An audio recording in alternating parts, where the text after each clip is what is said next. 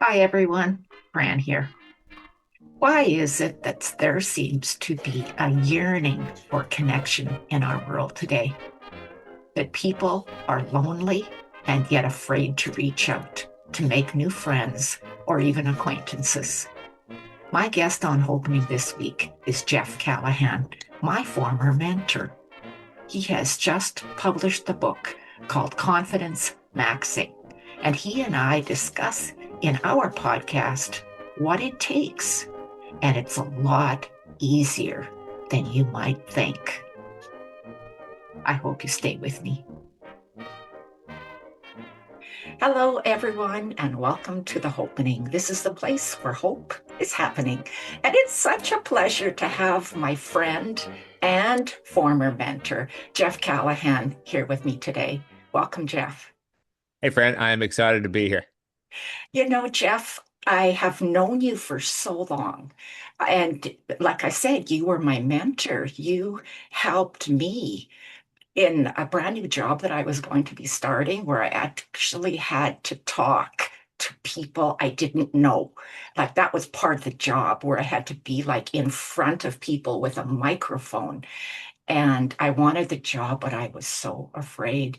So I'll always be thankful for you for what you did for me because it put me on really on the trajectory that I'm on today. So thank you. Well, I'm glad to play a small part in your success story because the reality is, while I may have given you some guidance, you were the one that actually had to do it. Well, that's all in your book, and you've got a brand new book coming out very, very soon. Uh, Confidence Maxing. That's right, and it's right here behind me. I had a poster printed up, so just a little subliminal advertising for you. Yes, yes, perfect. But Jeff, you're this guru.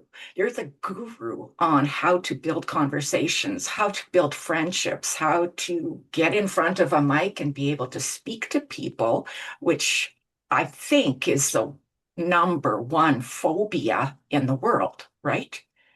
Yeah, yeah. But I was just on a podcast last week, and we talked about how like the fear of public speaking is, and some people equate it to a fear greater than death, and and it's kind of wild to hear it in those terms, but it's very true. And how I think about it is that yes, there's a fear of public speaking on a stage, but the reality is, I think there's a microcosm of that fear even if you're just speaking up in a group or hosting your own podcast, whatever happens to be, when you're speaking to any kind of an audience that is typically greater than a one-to-one, then there's a fear of what will other people think of me. And what I tell my clients is that the more internal focus you have and thinking about your own performance while you're in the moment performing, the worst time you're going to have and the worst performance you're going to have. The best thing to do is to think in terms of I'm I know I'm going to be speaking, and everyone has their own areas where they wish they could improve and their own self-consciousness, and the reality is people are much more concerned with what you think of them than what they think of you. exactly. I found that too. So, Jeff, you weren't always a confidence guru. You always weren't. Become more compelling, which is how I met you through becomemorecompelling.com. But if I were to ask your closest friend in high school what Jeff Callahan was like, what would that closest friend have told me? Yeah, so I had quite a few close friends in high school, and probably the composite of what they would say is that once you got to know me, I was very funny and enjoyed being around them. But if I didn't know someone, I was very self-conscious, painfully shy. In fact, had a speech impediment so bad I couldn't say my own name, which made connecting with people a little bit more difficult than it needed to be, right? And I don't know that they would have necessarily predicted, like, hey, will he write a book? Will he, appear on camera a bunch? They probably wouldn't have predicted that, right? But they would have said, like Jeff's is a good friend. Uh, but I they probably wouldn't have pegged me for the career that I have now. Well, and very similar to my story. I was a little girl in grade one who peed her pants in class. because I was too afraid to ask the teacher to go to the bathroom, right? I was so painfully shy. So, I mean, fast forward, now we're having a podcast where we don't even know who's going to watch us, but we put ourselves out there anyway. So, somewhere along the line, something shifted. So, I found you through Ramit Sethi. It was the best because Jeff, I had no idea who you were. I think it was about 11 years ago. And Hmm. Ramit, he had many programs. He was doing this special 10-year anniversary thing about a blog that he had been doing. So he had been doing a blog since the early 2000s. And he shows this video of you. So tell our viewers a bit about this video, because when I think about the video, I just laugh, right? Yeah, Still. yeah. So the year was 2014, and Ramit had been running his blog for 10 years. So he had a contest and said, "Hey, it was something along the lines of make a 60-second video and tell me why you might want to come to New York and have dinner and drinks with me." And he was going to select the top five to come to New York. And I thought to myself, I was like, I think I can make a funny video. And so the video I ended up creating, and I probably still have it somewhere. It was a video where I played on the fact that I might be like a quasi stalker. Which, looking back, maybe that was a little risky. So I created like a faux map of all the inside jokes that Remit had on his newsletter throughout the years. Like he told a story of not being able to order a Mexican pizza growing up from Taco Bell because his family was very frugal with money. And so I made sure to print out a picture of Mexican pizza. I'm pretty sure I used all the ink in our printer. I made a big board of his face in New York, and then like I did my eyebrows like him because he has large eyebrows, and then my tagline at the end was, I promise I won't make it weird after all this stuff. And what was funny about that, I'll give you the inside baseball. I used a video service called Wistia. You can't see who watches the video, but you can see that the video was watched. And so I was watching the analytics, and on the back end, I saw that like this thing was getting shared and shared and shared and shared. And I knew that it had to have been his team passing it around. And sure enough, about a week later, I was on a work trip and I get an email that Ramit would love to have you in New York. And so flew up there, had dinner and drinks with him, and I still stay in contact with a few of the people that were at the dinner with me. One person is Nicole, who's been on my podcast. She's retired from the Navy, but she did media training, and I've connected her with clients and stuff like that. And so a lot of fun memories from that trip. And for me, it was so funny. It was such a funny video. Like, I hope that it's somewhere on YouTube again so that our viewers can find it and watch it. But yeah, it was good. And it was compelling, right? At that time, it was called Become More Compelling. And I was like, wow. I mean, that guy really put himself out there in a big way, and he wasn't afraid. And that was really what stuck with me. You weren't afraid to do it.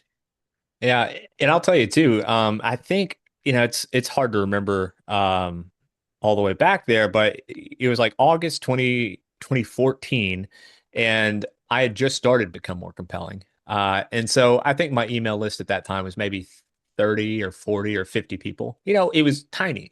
And I remember one day, like that, just that day, I thought, hey, if I'm going to do this video, I might as well put it on my website and just see if people sign up for my email list. I'll put an opt-in form below the video and we'll just see what happens.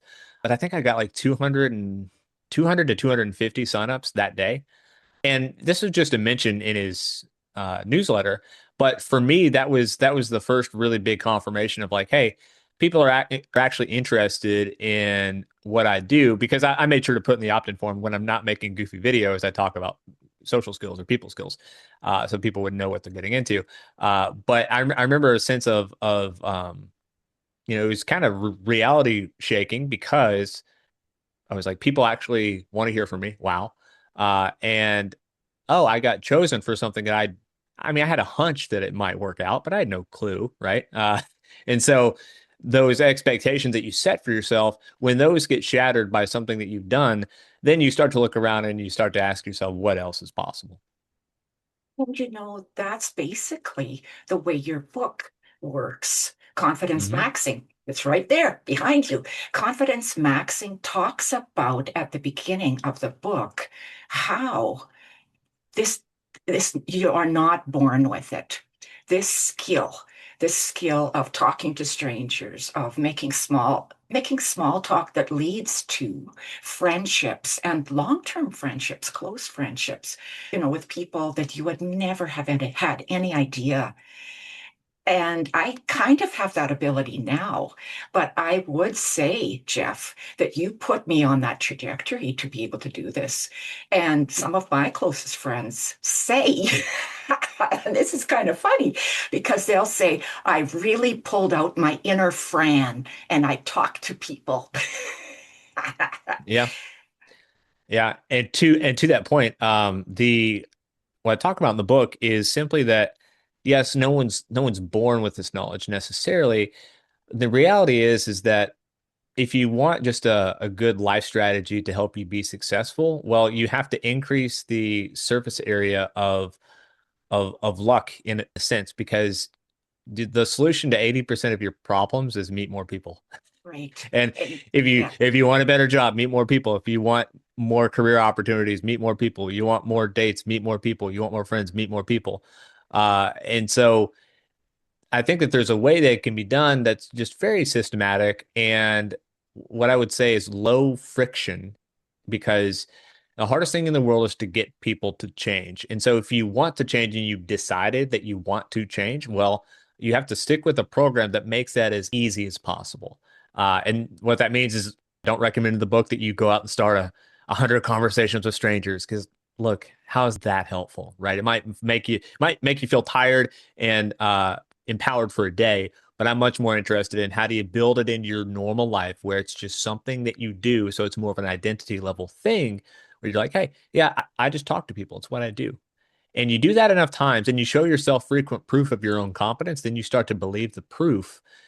And then you wake up one day and you're like, oh, yeah, I guess I am confident, because you hear it from other people when they're like, oh, you've let your inner Fran out, or you've let your inner Jeff out, or whatever happens to be. Then it dawns on you like, oh, well, if that's possible, I wonder what else I can do. but there is a voice, right? And so there's a voice that's going to say to you, don't try it. They'll think you're stupid. You're not good looking enough. There's this inner voice. And I think in the book you call it the inner jerk. The Hmm. inner jerk. Tell us about the inner jerk, because the inner jerk has a few facets of the inner jerk, which will tell you things. Your brain will tell you things to keep you back from making, like doing the small talk, that approaching a stranger or actually trying to get out there. Yeah. So anytime you're at kind of the precipice of stepping outside your comfort zone and doing something that you probably know that you should do, it could be starting a conversation, but it could be starting a podcast. It could be whatever that thing is. You'll probably have some version of the inner jerk that pops up that says, "Ah, are you sure you're ready for that?" Or, I don't know about that. Maybe you should research it more. Or, oh, they wouldn't want to hear from you. And it's all of these very harsh, rude, and mean things that the inner jerk whispers to you, when the inner jerk in reality, it's trying to be helpful in its own misguided way. It's trying to keep you safe in your comfort zone. But guess what? You're not going to grow inside your comfort zone, and your life is going to be smaller inside that comfort zone because you won't take risks. And if you don't take risks, you won't experience new things and amazing things that could change your life, right? And so what I find most of the time with my clients is the easiest way, I'll tell you the same thing I tell them, which is the easiest way to identify your inner jerk is simply ask the question, hey, would I let anyone talk to me in the manner in which my inner jerk is saying this catchphrase to me? And the answer oftentimes is, of course not. Like I wouldn't talk to anyone that way, and I wouldn't let anyone else talk to me that way. And so why do I let myself, my inner jerk, talk to me in that way? Oh, I do we. Yeah. Yeah, that's a good question. So I think that there is the safety aspect of, hey, I don't want you, I don't want you to get hurt. I don't want you to be embarrassed. I don't want you to insert whatever. So I want to keep you, I want to keep you in a bubble. That might be what the inner jerk's thinking. Uh, but it can be a lot of things. It can be fear of failure, but it can also be fear of success. Like, oh, well, if you're successful at this, what does that mean? And then you have to reorganize your entire identity. And it's definitely possible that there's some stuff from childhood going on there too, where maybe someone told you that you couldn't do something and you internalized that. And so, I think there's multiple facets to it. Um, but the reality is once you realize that, hey, that inner jerk isn't quite me. Yes, it's coming from you, but it's not necessarily you who's speaking. Not at least not the version of you that you ultimately want to be. And so once you realize that, hey, my thoughts aren't exactly who I am, then that frees you up where you say, oh, well, you know what? Okay, inner jerk, I hear you. That's a viewpoint.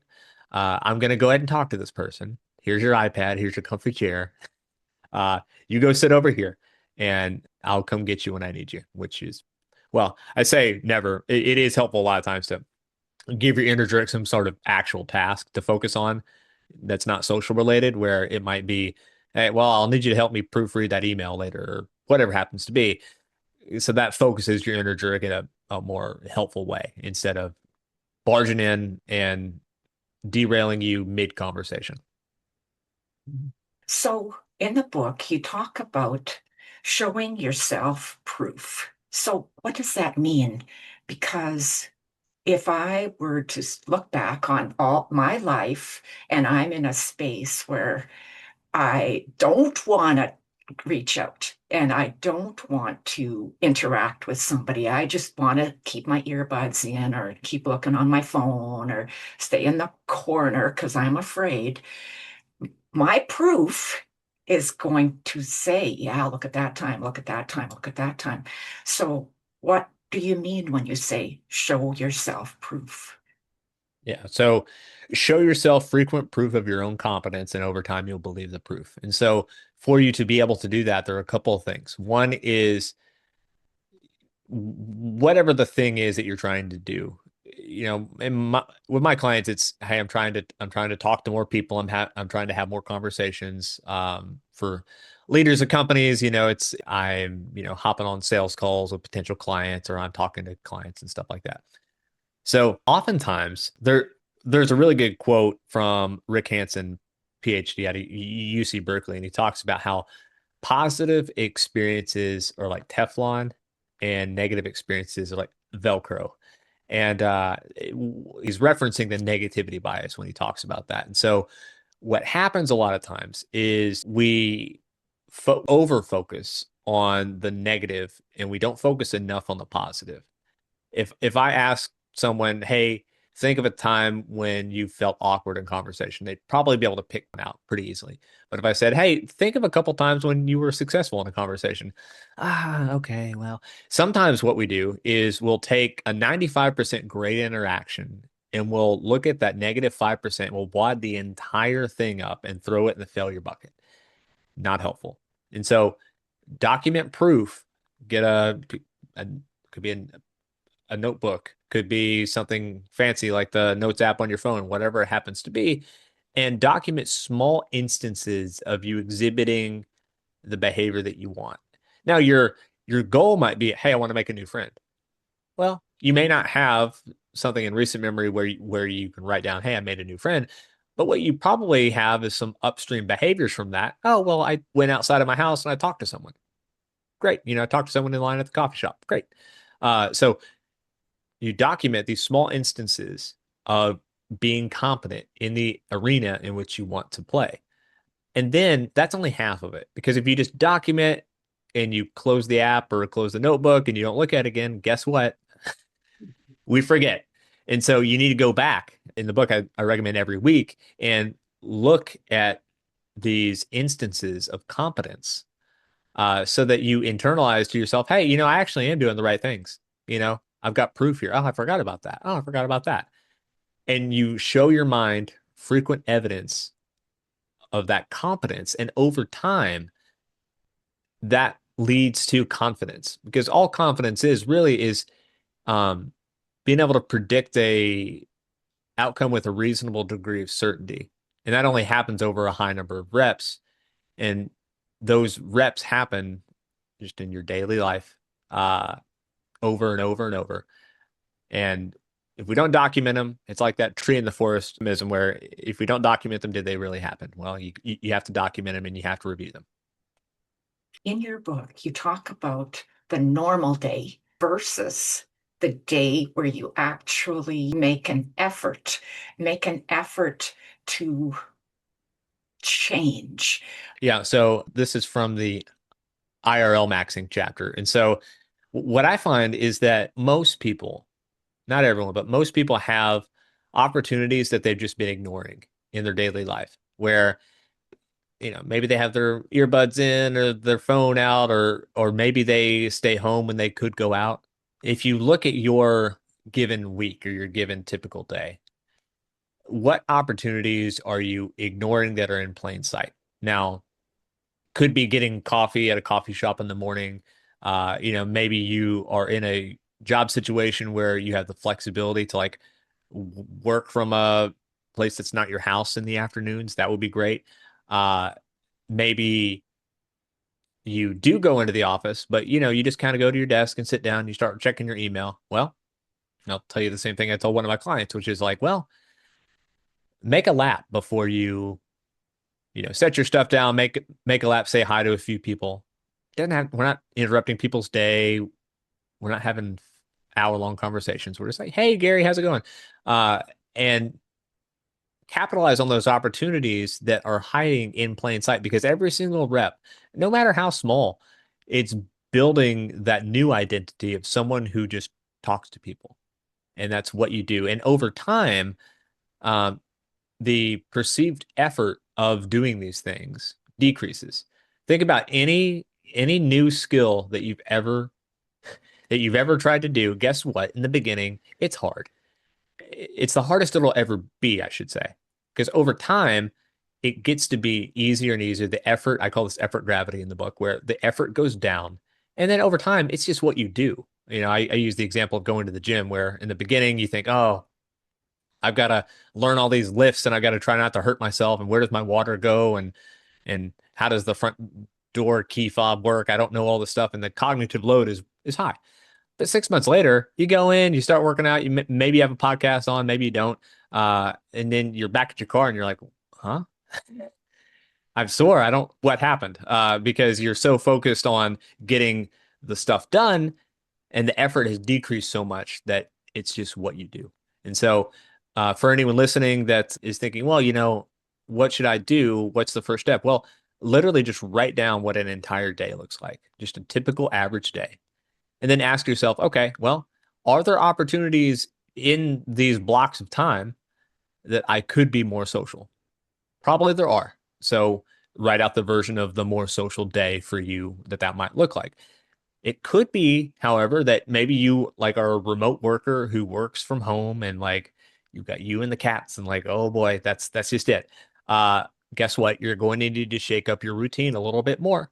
And that's okay.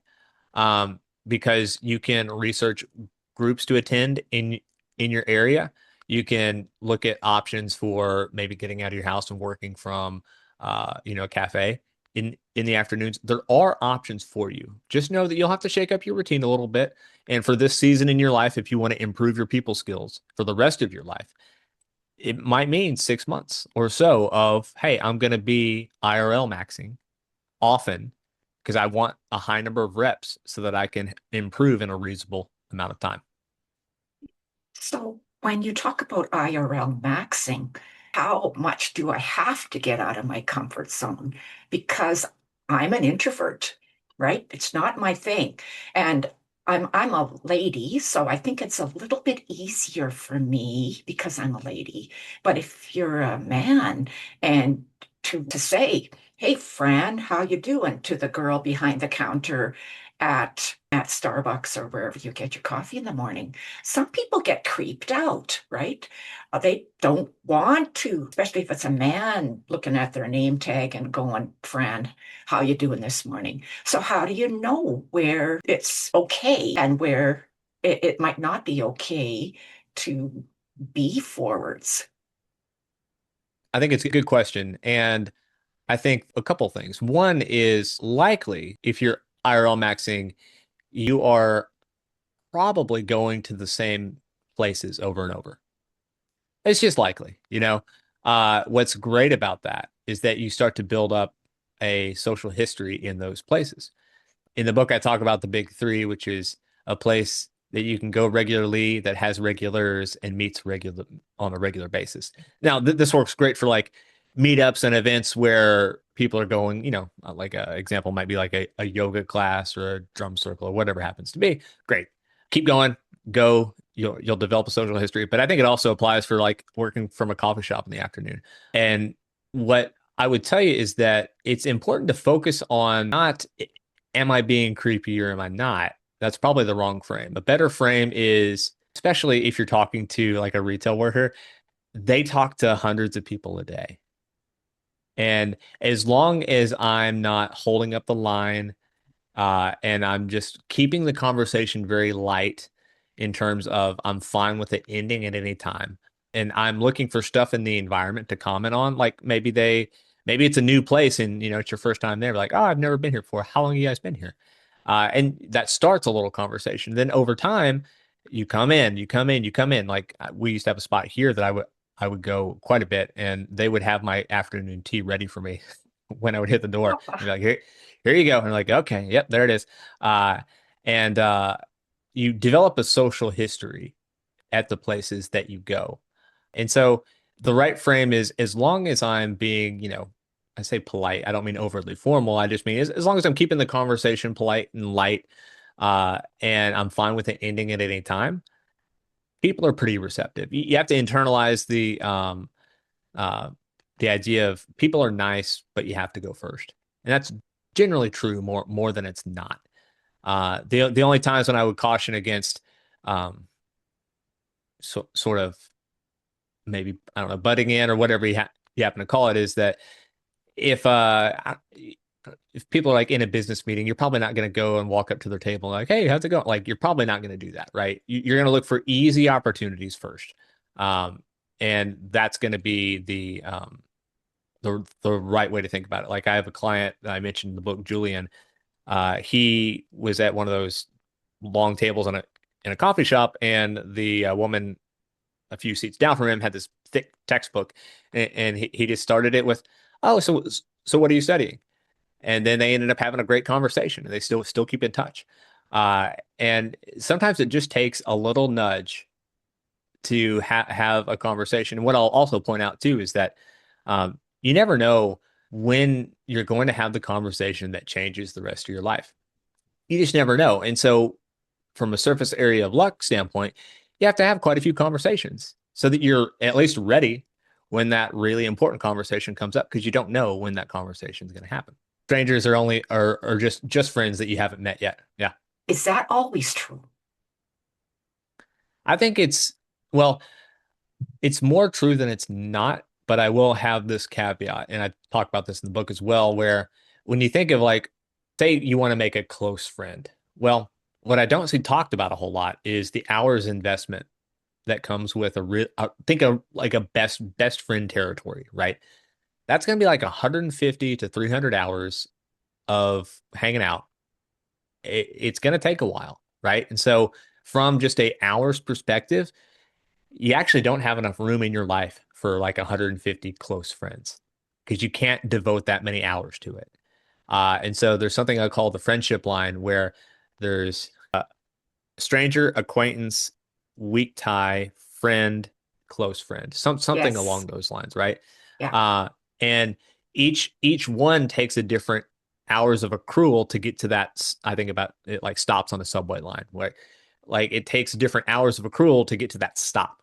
And so I think that statement is true from the perspective of I can develop a casual friendship with someone. And you probably have a room in your life for a lot of those if you want them, right? You know, 25, 30, 50, just casual friendships that you spent maybe 20 hours with, you know, 20 or 30 hours with. Great. You probably don't have enough room for a lot of close friendships because there just aren't enough hours in a life.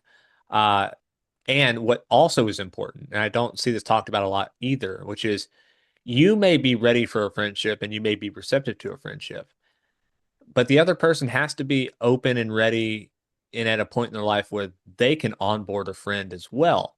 And both of those have to be true at the same time as you meet them and have a conversation. Uh, and so if only one of those is true and you're the one that's receptive and they're not, well, it's just not a good fit. It's not the end of the world. It's nothing against you. It's just that there's just not a fit in both of our lives. And that's okay because there are plenty of people in the world. I think little ones know how to do this so well. If they're alone on the playground, they will just go up to somebody and say, "Can I be your friend?" Yeah. Right? Can I Yeah. play That's with you? exactly how it works. And the kid will, and most often the other child will say, "Sure." And they go and play, and there's no, they'll either play today with each other or they won't. And then somewhere along the line, it becomes best friend thing. And then, maybe developmentally, it's like my best friend is playing with someone else, and you get the Hmm. tears and all of that kind of stuff. But then fast forward into high school, and suddenly we become so intimidated to do that.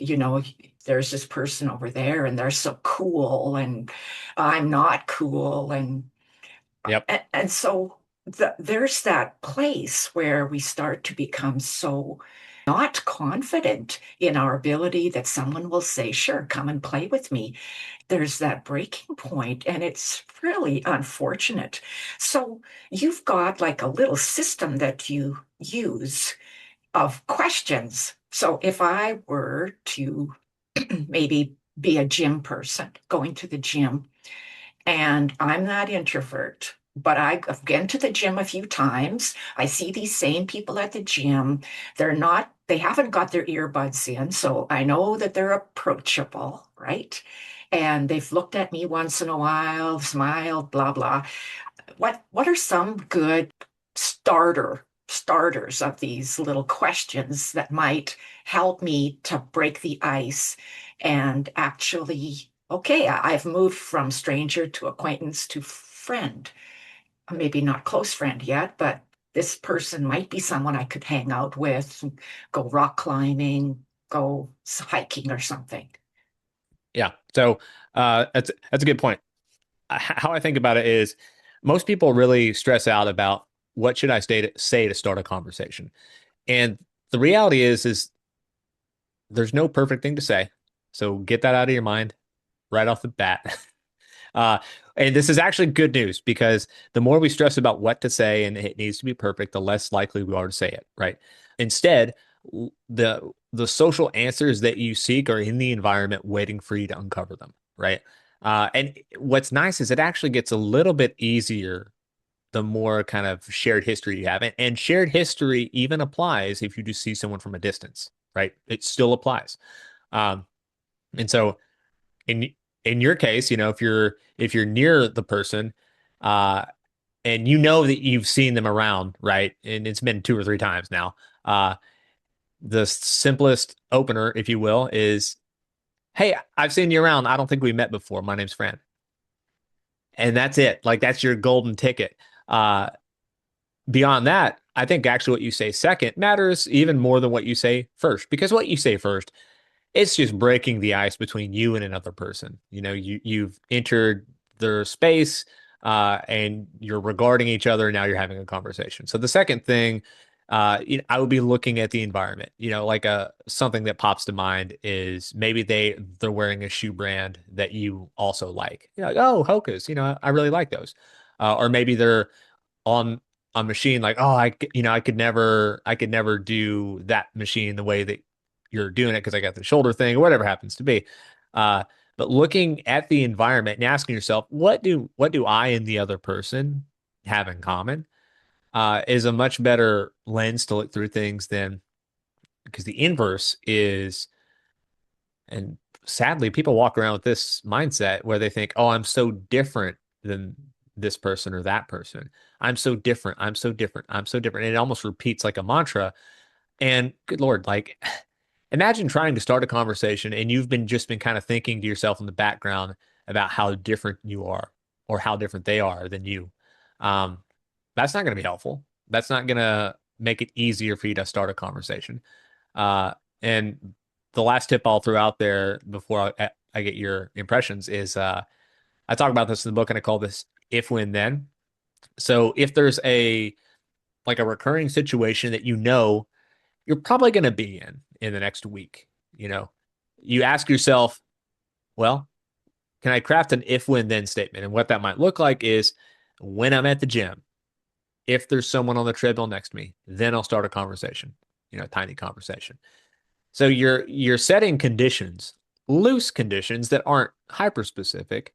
Uh, we're not saying, oh, if they're running, not walking, and if they've got this brand of shoe on, then I'm going to start a conversation. Like, no, it needs to be loose enough where it can fit easily into a routine. Then you can hop in and start that conversation because you've already decided that you will. You're just looking for the loose conditions to be met. And so you think, oh, well, I've already thought about this. I don't have to think now. I don't have to think, should I or shouldn't I? I like how you've said that because you've actually made a commitment to yourself. This if, when, then, or when, if, then. It's like this little sentence that you just plug in the words, right? So if I go to for a coffee today at Tim Hortons, because I'm in Canada and you're in That's Arkansas, right. if I go for a coffee at Tim Hortons today, when I see someone I know, because I'm in a small town, if I go to Tim Hortons, when I see someone I know, while the barista is making my coffee over there, I will talk to two people that I know that are in Tim Hortons while I'm Yeah, waiting. that's perfect. And then you're not stressing out in the moment, should I or shouldn't I? Because that's the wrong frame. The right frame is I've already decided. It's like a promise to yourself or to promising that person inside of you that's fearful, right? And you're taking charge. It's like, don't worry. If I go to Tim Hortons, da da da da, you're promising that person that you'll take care of this for them. Yeah, and I didn't mention this in the book, but I heard this recently and it really resonated with me, which is like instead of focusing on like the fear of doing something, focus on how you'll feel after it's done. You probably feel good after you go to the gym, but not before. Uh, you probably feel good after you go and talk to a couple of people, but not before. And so focusing on, hey, how am I going to feel after this action is taken? Well, I'll probably feel good. I'll probably feel more competent. I'll probably feel a little bit more fulfilled instead of thinking, oh, I'm scared to talk. I'm scared to talk. I'm scared to talk. It's more of, well, what's the worst that could happen? Oh, that's not that bad. I guess I will talk and I guess I will feel better. And then you get to write down your win and you get to review it later, instilling that feeling of confidence. And then it creates a virtuous cycle. I don't think I actually spelled it out in the book, but the book creates a virtuous cycle where you're in a constant state of winning. And so you feel very confident. And then that makes you want to win even more. How I think most self-help books approach this kind of thing is oh, you have a goal and I'm going to help you get to that goal. Well, the problem with a goal or an outcome focus is that you're in a constant losing state. You're in a losing state until you accomplish the goal. And then guess what? You're right back in the losing state because what's the next goal? Instead, focusing on those upstream behaviors like, oh, I'm gonna say hi to people I know. And I'll make sure I say hi every single time. That you get those nice small steps where you feel constantly competent. And that's a way easier lift than saying, oh, I want to make a new friend. Well, hold on there. Uh, Focus on the upstream behaviors that will lead to you making a friend. That's going to carry you through almost unconsciously. Any thoughts or observations there? It's one of my favorite topics. I like that too. I was trained in special ed. I'm a special ed teacher actually, before I became an elementary school teacher. So we talked about behavior mod, addressing the behavior so that the behavior can change you can get to the outcome. So Hmm. if a child was not doing his homework, you don't focus on the not doing their homework. You focus on the behaviors that will lead to doing your homework. Is the homework in your backpack? Or did you leave it in your locker? Right? Hmm. Start small, tiny baby steps. And what I Yep. really like about your book is it really does focus on baby steps. It doesn't focus on this year I will make 30 close friends. This focuses on the effort. This year I will make the effort, whatever that is, leave it there, but make the effort to get there. In the book, you talk about enthusiasm and the 5, 10, 7. Yeah. So, I mean, I can be super enthusiastic, but or how much? How much do I put? Like, I mean, if you're making a pot of chili, you don't want to put too much chili in, or else it's not going to land very well either. So I think enthusiasm is that way too. Yeah. So the basic premise is enthusiasm sparks enthusiasm. If you enter a conversation and you have low energy, guess what? You're teaching and you're signaling to the other person that maybe you don't want to be there, and it's ambiguous enough where the other person doesn't know how to read it. Because consider that other people have their own fears or anxieties as well. They aren't exactly the confident people that maybe we sometimes think that they are. And so they're trying to read and infer as much as they can as well. And if we enter a conversation with a higher degree of energy, now the 5, 10, 7 is think about your energy level on a scale. Like everyone has a 10 out of 10 that's unique to them, right? Your 10 is going to be different than my 10. Everyone has that 5 is a baseline, and I don't, maybe 1 is if you're asleep, but 5 is just kind of the default energy level.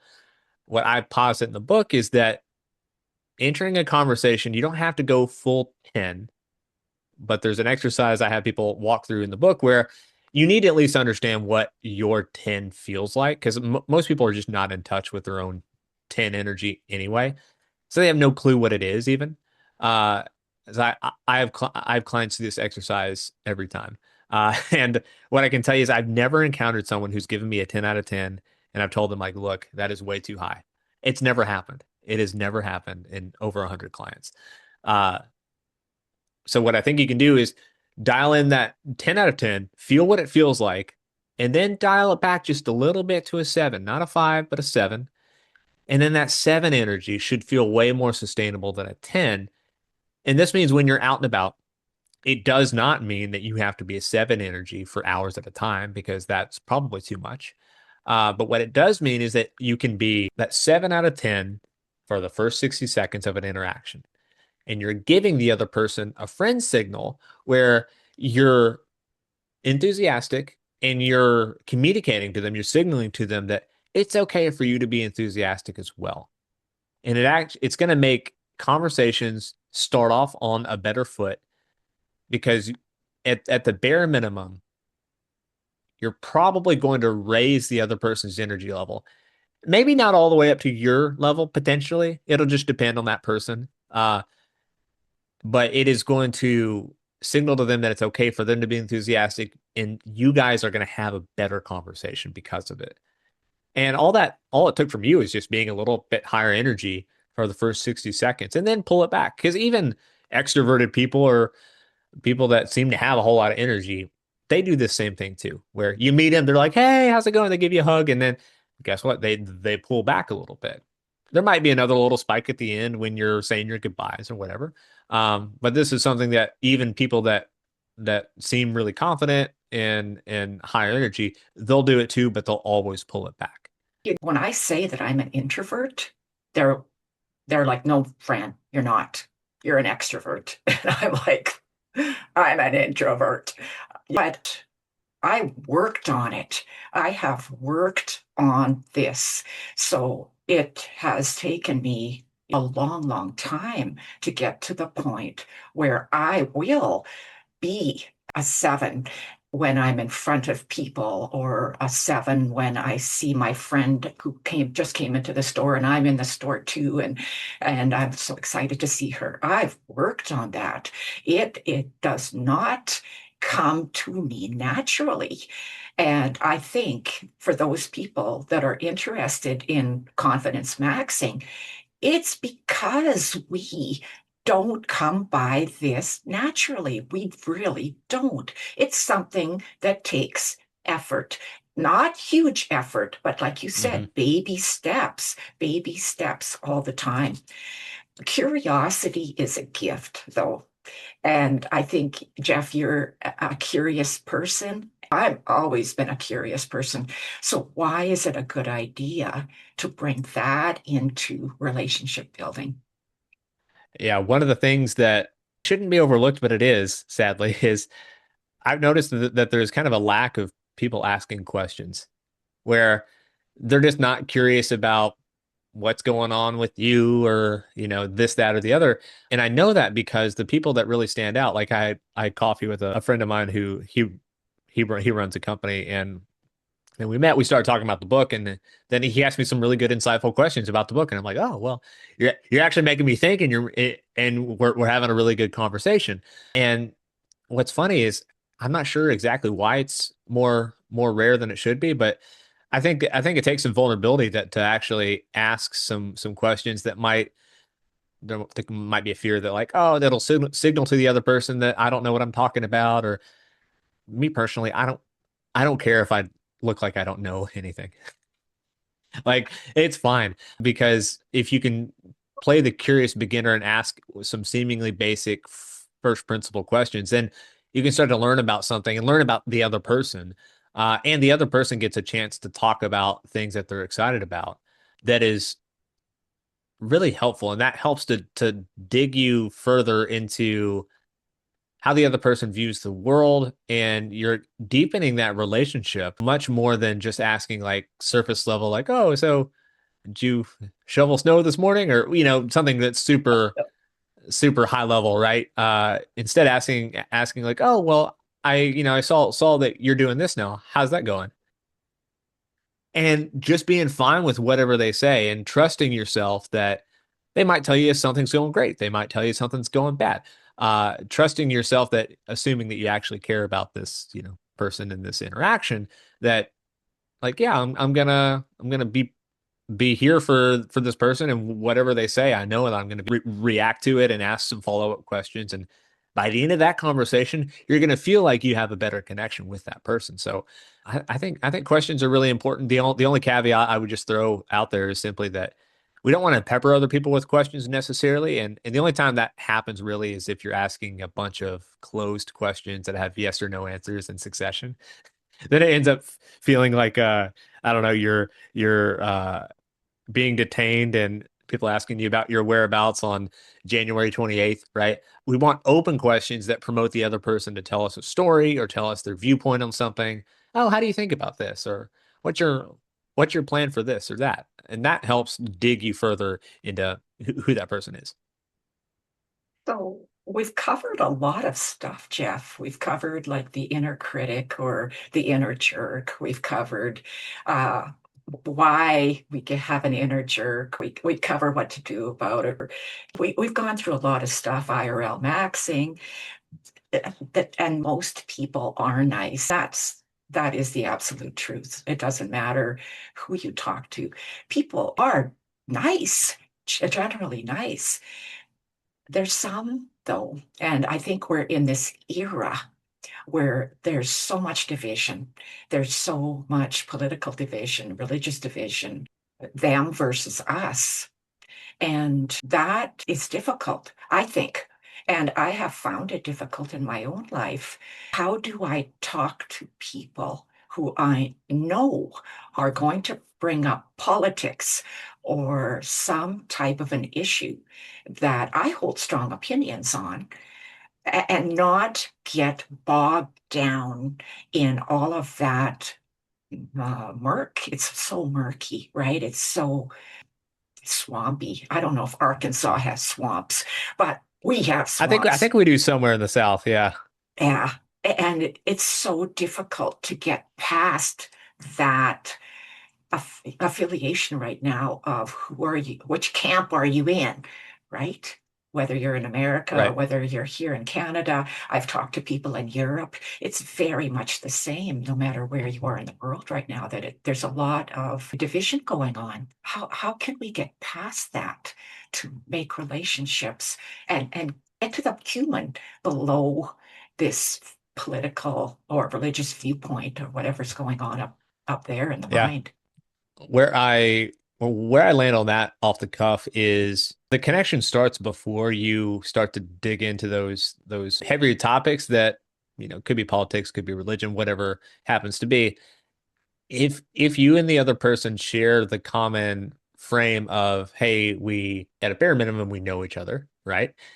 As you develop a relationship, hey, we like each other, you know, at even a deeper level, if they're a really good friend, I care for this person, you know.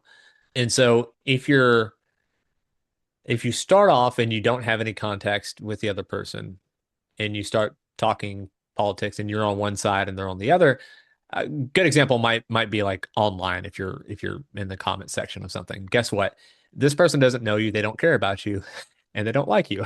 And and I think we can guess where that might lead, right? But if we're talking to someone in our real life and they have strong opinions that counter ours, one of the most persuasive things that you can do is find something about their viewpoint that you can agree with. Now, you might not agree with everything. You might not agree with most things. You might not agree with nearly everything. But if you can find one facet of something that they believe that you can get on board with, and you really lean hard into that, that buys you a lot of credibility so that when you bring up your own viewpoint, instead of them thinking like, oh, this person doesn't agree with me on anything, they're thinking, well, they did agree with me on that thing. I should probably hear them out. Uh, because when we're trying to could be persuade someone to our viewpoint or just want them open enough to hear our viewpoint, we can't do that without some form of credibility. And oftentimes, the only way to do that is to find some facet of what they believe that you can also get on board with. And sometimes that it might not be something in the weeds, but you might even need to go up a level and think, well, we both want Alberta to, you know, I'm just using Alberta as an example. Like we both want Albertan citizens to be able to do this or that or have good lives or whatever. If you take it up to a level where it's hard to disagree, that can usually be a pretty solid way to start. And then you'll buy that credibility where you can voice your opinion. And then at a certain point, if they do disagree with you and they really don't like what you have to say, people are entitled to their viewpoints. That's the thing. Like everyone's entitled to their viewpoint, and just because you have a different viewpoint than me doesn't mean that you're a bad person. So we're getting close to the end of the show, Jeff. How can we get a hold of you? Where can we find you and where can we find your book? So it is available for order right now. It'll be launched to the public where you can get a paperback or a Kindle version on February 10th. If you'd like to read a free preview of the book, you can go to becomemorecompelling.com/book. And then I've got a free preview. You can look at the table of contents and you can read chapter one. And it also has a link to Amazon there. So that's probably the best place to go to check it out. And if anyone wants to connect with me personally on social handles, I am at the Jeff Callahan on X and Instagram are the places I'm most active. So you can send me a DM and I'm happy to connect with anyone and everyone. The shameless plug is you should consider buying my book if you want to be more confident, if you want to have better people skills, better conversation skills, even better storytelling skills. All of that's in my book. I make the entire system as easy as humanly possible. And I'll even point out that even if increased people skills isn't your main focus, if you're a person who has some good technical skills, adding soft skills to that talent stack, yeah, it's unfair. Like it just takes you up to a completely different level because you're able to communicate in a way that makes moving through the different areas of life easy and fun. And I can't imagine like how much more difficult would my life be if I didn't have these skills. It would be way more difficult. I wouldn't be doing what I'm doing now, you know? And so I think it very much is a force multiplier for the other skills that you work so hard to build. And you have worked with people from Google and Facebook and Netflix and Hmm. Microsoft. You have worked with high achieving professionals and just an ordinary human like me, Jeff. We're all ordinary humans. Right down deep inside, we sure are. So, what's your last message of hope for our viewers and listeners? I think my last message of hope is we're all just people. And I think there can be a real temptation to put people that you don't know on some sort of imaginary pedestal and say, hey, they're better than me for XYZ reason. And guess what? They're a person, you're a person. The more level that playing field is, the better off you're going to be from a mental standpoint in terms of doing the things that you want to do to connect with them. It's going to be way easier to start a conversation if you think like, oh, well, yeah, I know they're a CEO and they have this, that, or the other going on, but they're just a person. You're just a person. And so that would be the frame I would encourage anyone out there listening to hold, which is we're all just people. And that means that you can talk to anyone and you can improve the skills and you'll be surprised at how quickly your skills will improve. And then you'll look around and say, hey, if I can do that, what else can I do? And you start thinking bigger for your life. And that's the exciting part for me. I think it's an epidemic of anxiety and depression, hopelessness, and we can each work to make that different, better for people, right? Yeah. And one a final button I'll put on that is, and I talked about this in the introduction, where I think there is a war on human connection happening right now, for many different fronts. But uh, think of every screen in your pocket and an algorithm that feeds you maybe good stuff, but maybe not so good stuff as Yeah. well. And I think that there's many facets that are designed to keep us a little more isolated and a little bit more separate than we used to be. And I'm almost 40, and so I remember I kind of affectionately call it the before times where uh you call someone on the phone and you have to talk to their parents to talk to them and life itself was a lot more social. And so I think that you can be a rebel and talk to people and kind of buck the trend of screens and isolation and DoorDash and whatever happens to be so that you can connect with people. And guess what? People are yearning for connection. They want it more than ever. Uh, but most people are just too timid to go first. Well, you can be that person to go first and you can be a rebel and you can talk to people. I love that. I think it's your first line in the book. That's Be a right. rebel, talk to people. Thank you, Jeff. It's been wonderful talking to you. And I totally recommend the book. And I will totally put a review on there for you because it needs to be in people's hands or, on the screen or however you choose to buy it. Personally, I would have a paper copy just because I like to highlight and all that kind of stuff and Yeah. bookmark. For me, that's the way I learn best. But the things that you have in there are doable. They're doable. And like we said, baby steps. Baby steps. Appreciate you having me on. It was a lot of Oh, fun. it's been a lot of fun. And for all of us that are new here, that maybe this is the first time you've watched the Hopenning, please subscribe because we all need more hope in our inbox every week. It's the kind of world that I think right now it's better to be hopeful than to be hopeless. And that's what we're here for. So it'll get my message out, it'll get Jeff's message out. And that small ripple effect, there are other people that want to connect as well. So thank you. Thank you, Jeff. I appreciate it. Thank you. Bye bye. This podcast and inspired healing hypnotherapy do not provide medical advice. The information included here is not limited to text, graphics, images, or other material contained and are for informational purposes only.